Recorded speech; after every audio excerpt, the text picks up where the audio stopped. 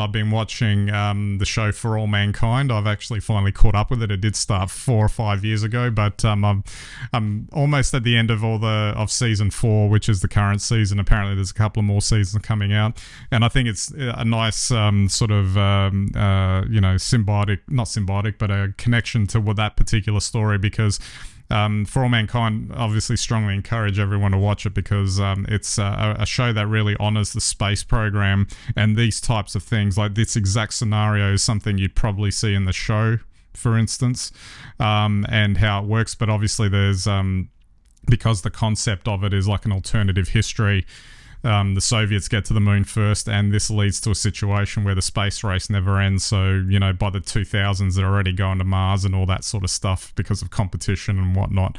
So, and it's an interesting thing to watch. But the show itself, and this is the reason why I like it, is that it actually puts in historical events that we are aware of, but puts it through a different filter, through a different character or a different historical character or whatever. And the same event occurs, and it does like little tricky things like that. So in addition to being like a really good sort of space program show that highlights what NASA did and what all of the all countries have done to contribute to the space program, it also has this kind of strong historical connection that would then make you want to actually go back and have a look at the history, which is quite interesting.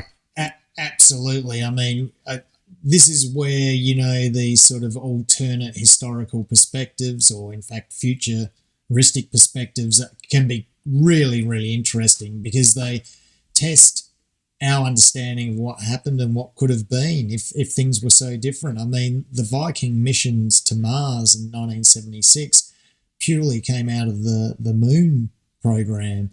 But the reason that nothing was really continued past that is because without the competition in the Cold War, there wasn't seen to be any reason or any imperative on the American side, and these things fall away.